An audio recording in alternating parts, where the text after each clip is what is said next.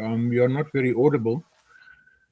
But I know that the interview is about the article that appeared in Daily Maverick yesterday, and the article basically said that South Africa will pay a heavy price for its relationship to Iran.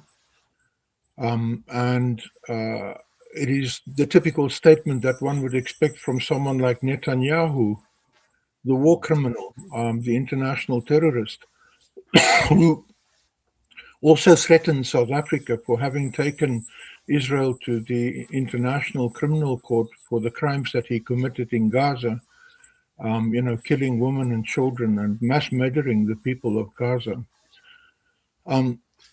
South Africa, Iran, and Yemen are the people who have stood up to take action against these international crimes that are being committed by the state of Israel, the settler colonial state of Israel. And why should we be paying a heavy price for standing up for justice and equality? Why should we be paying a heavy price for standing up against racism?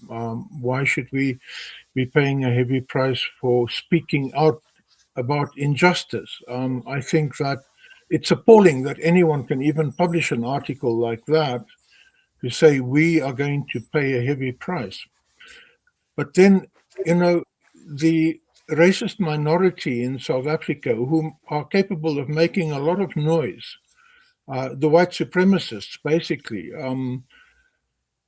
will want to see South Africa suffer consequences for standing up for human rights and justice in the world. And I think that that's completely unacceptable, and the reason why the privileged minority do that is because they're afraid that if we stand up for justice and equality globally, that we might actually also stand up for a redistribution of wealth in our own society to overcome inequality, unemployment, and poverty, which is caused by the fact that there's a heavy concentration of wealth in the hands of very few people in this country. So there's a direct relationship between the settler colonial racist attitude of the minority in South Africa and, of course, Israel and the United States of America as the centers of white supremacy and imperialism. Yes, David, I think one of the things that most South African faces, they don't understand these global consequences and the historical nature of our relationship with some of these countries. Obviously, the media is playing quite a vital role in pushing out a particular narrative. And the narrative that is pro Zionist, pro Israel, usually is the one that takes traction. But for purposes of our listeners and viewers, David, historically, how deep are the ANC ties with Iran and where do they emanate from? Well, I think that the ANC had close relationships, and all the liberation movements had close relationships with the Palestine Liberation Organization, and also with Arab countries that supported the liberation struggle in South Africa. That would be Iran, it would be Libya, and so on.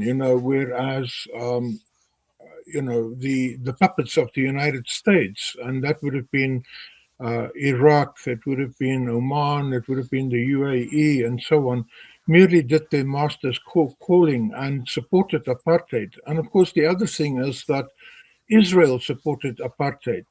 Israel was steadfast in its support for apartheid, even assisting the apartheid regime to develop nuclear weapons, to develop 8 nuclear bombs, which in 1988, 1989, P.W. Botha wanted to use to bomb Luanda. He had the crazy idea that if he could attack Luanda, it would stop the war in Angola, which South Africa had invaded and occupied the southern parts of Angola. Fortunately, that never happened, and sanity prevailed after the Battle of Cuito Carnival in March 1988, when the biggest land tank battle took place in Africa, and South Africa was eventually driven out of Angola and driven out of Namibia. Of course, the white minority in South Africa still believe that they won the war in Angola and they won the war in Namibia. But if we look at Namibia and Angola today, the MPLA is in power. SWAPO is in power. They were the people who were fighting against the South African occupation of those territories and those countries. Now, in the same way as what Israel is occupying Palestine, and it's an illegal occupation, and it's a brutal occupation. It is a occupation that borders on Nazism. It borders on the kind of things that Hitler did to Jewish people in Europe in the Second World War.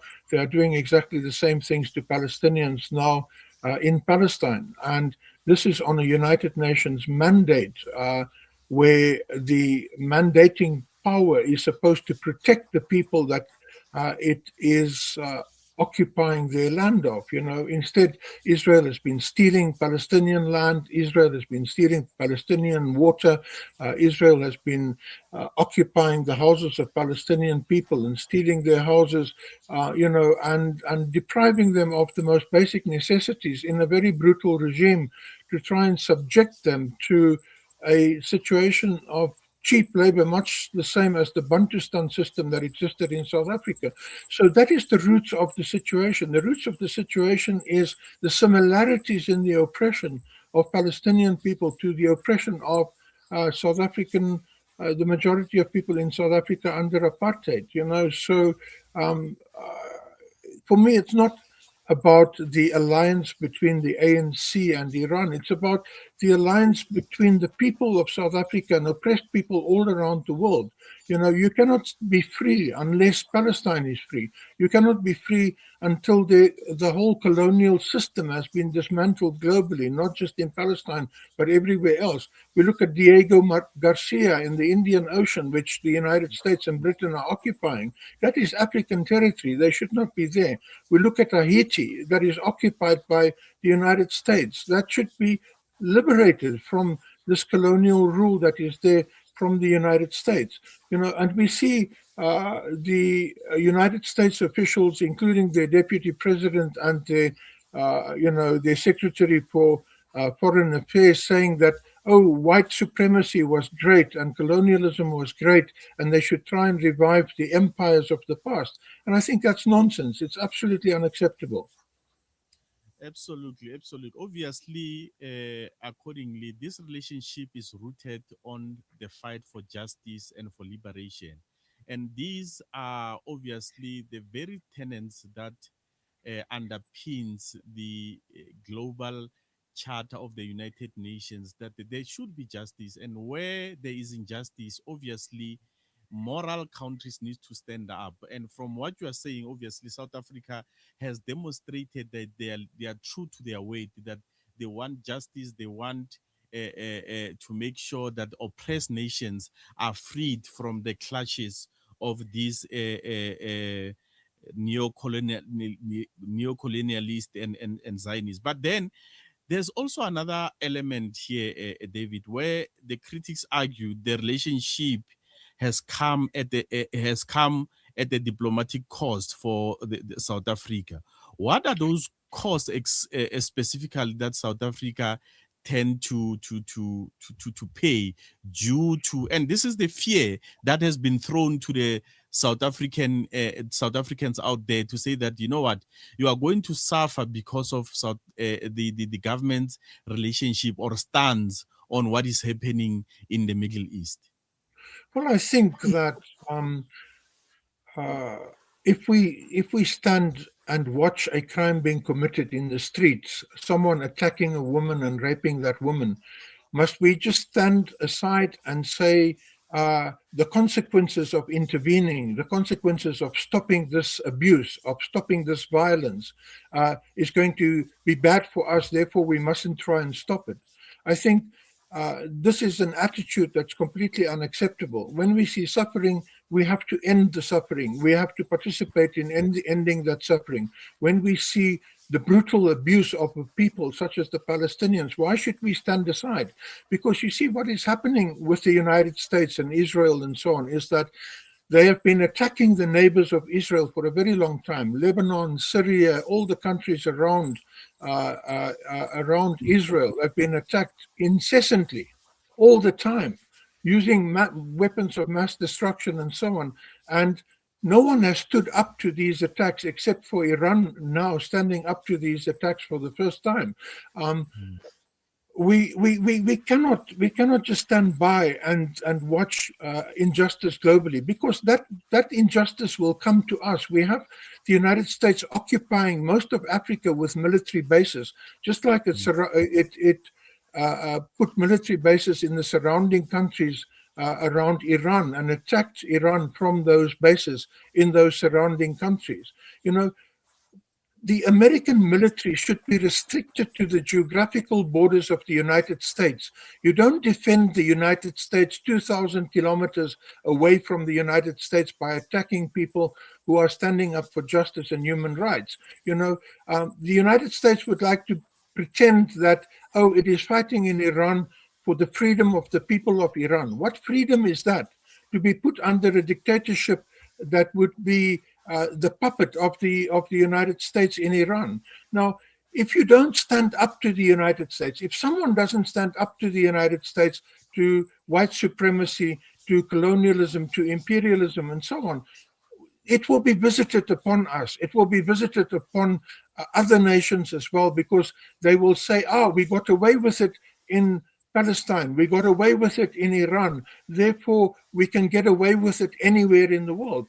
And Donald Trump said as much in a recent speech that is on YouTube, where he said he has the right to attack any country. He has the right to regime change anywhere in the world. He has the right to bomb anyone he pleases. And that is the kind of nonsense that we cannot accept. He talks about the rules-based world order. That is absolute nonsense. We want a law-based global order. And South Africa reverted to international courts that was established by Europe, that was established by the United States, that was established in the world order after 1945, after the Second World War. Now the West and the United States are disregarding their own laws. They are disregarding their own institutions, and they are replacing a law-based global order by a rules-based global order where Donald Trump, who is an absolute madman, is determining what the rules should be, and the rules change from day to day, from hour to hour. One moment he's negotiating with Iran, the next moment he's attacking Iran. What kind of order is that? It is global disorder that they are trying to impose on the planet, because their empire is crumbling, and they are desperate to prevent that empire from falling apart. Thank you very much for that. We are going to go on an ad break. Please stay with us. We'll be continuing in a minute. Thank you so much. This program is sponsored by Africa Muslims Agency.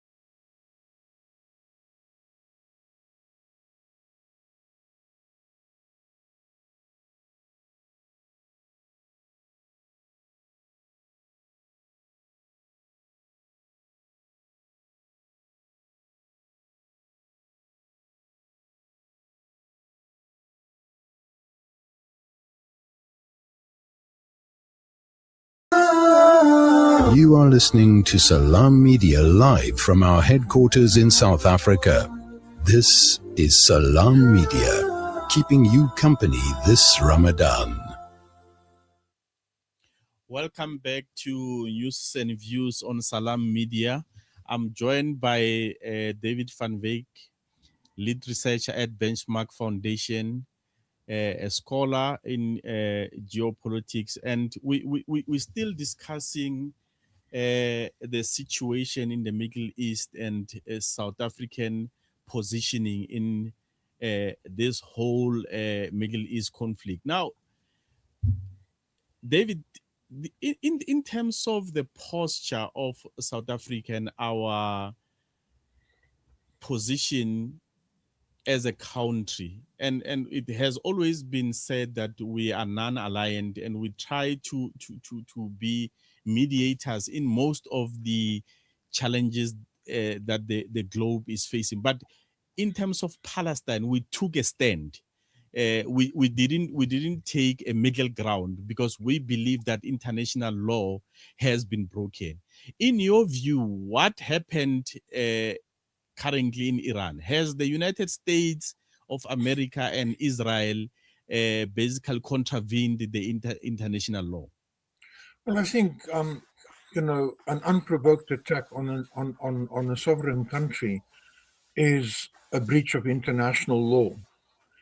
If a country like Iran has problems inside the country, you don't free that country by bombing its population.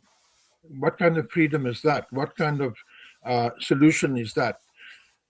In any case, it's for the people of Iran to decide how they run their country. It's for the people of Iran to decide and to act upon anything that is happening to them within their country without being bombed by Israel or the United States.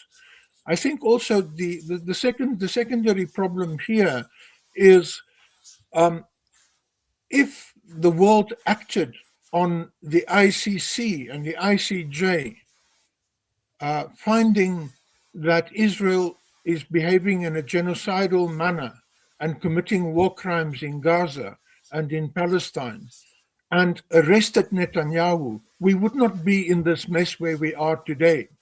If the West honored and respected the institutions that they created to prevent genocide after the Second World War, then we would not be in this situation. But the West created institutions like the ICC and the ICJ to punish Africans, to punish people in the global south. They never expected that those same institutions and those same laws, that same international infrastructure, legal infrastructure, could be used to put them in the dock for their own behavior and for their own breaches of international law.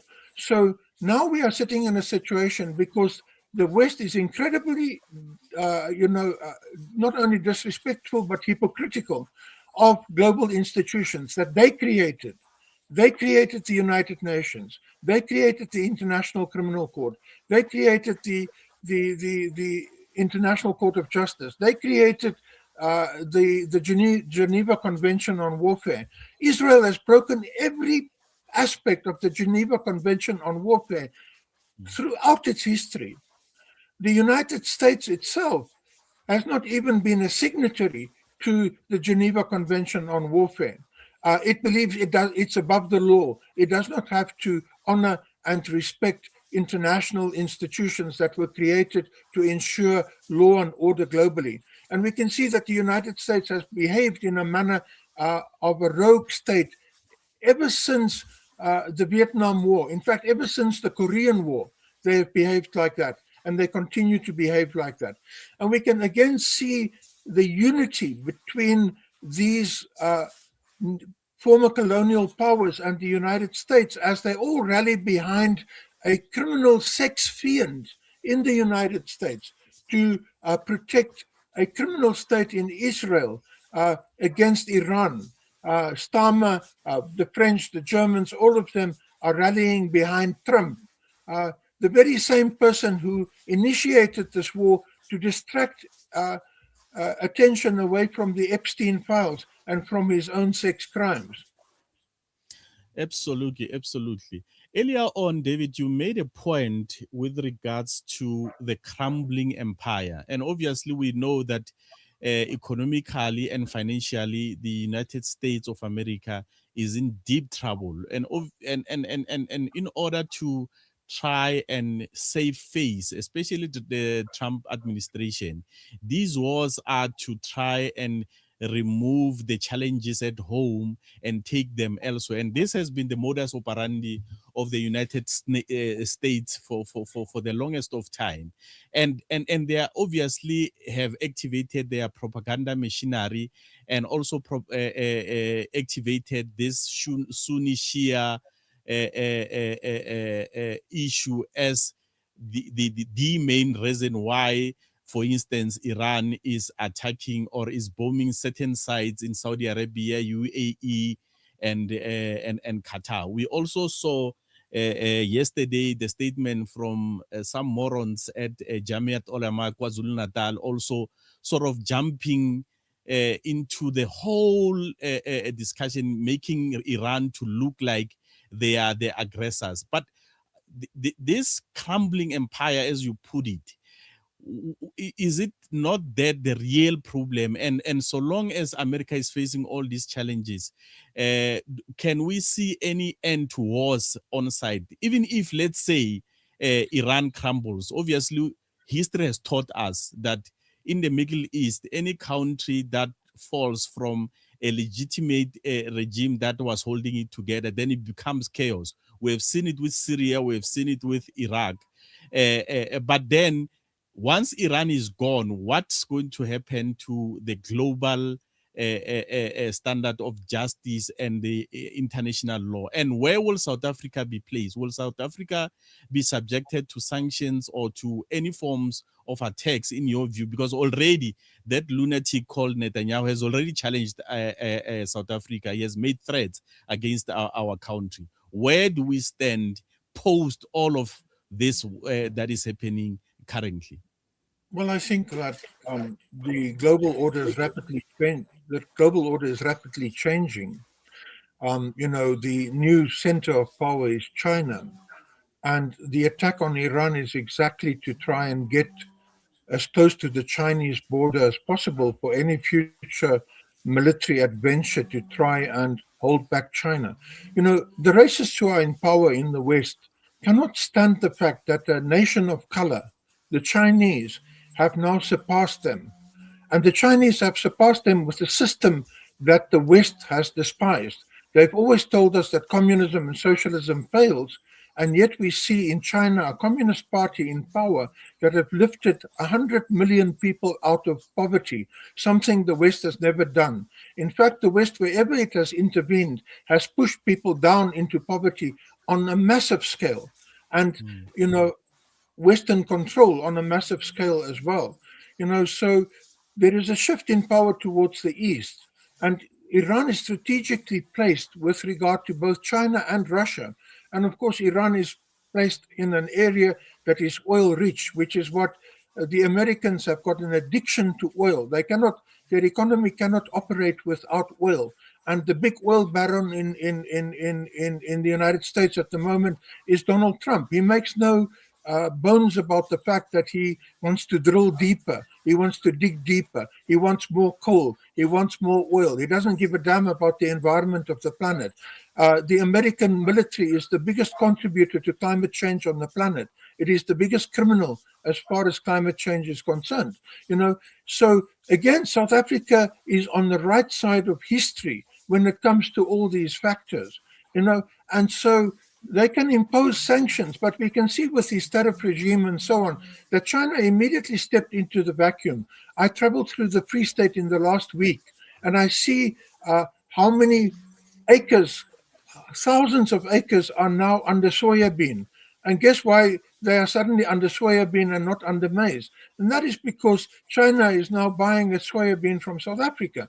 So Trump's actions has actually damaged the American economy more than anything else and opened up the space for China to move into those spaces that Trump has alienated from himself. The United States is not a reliable partner. It's not a dependable partner. Today it can say one thing, tomorrow it will say another thing. So you can't actually trade with the United States. You cannot do business with the United States because it's completely unpredictable. You know, one moment it's your friend, the next moment it's your enemy. It's better not to be friends with someone like that. In any case, United States trade with South Africa is less than 8% of total trade with this country. We would do much better by actually redirecting our attention east and, you know, getting to a situation where we develop a developmental relationship with China, who seems to be interested in development and not in colonial domination. David, thank you very much for that insightful preview of the situation in the Middle East. To our listeners, David van Wyk, lead researcher, a scholar at Benchmark Foundation. Thank you very much, David. Thank you so much, sir, and peace to you. Salam.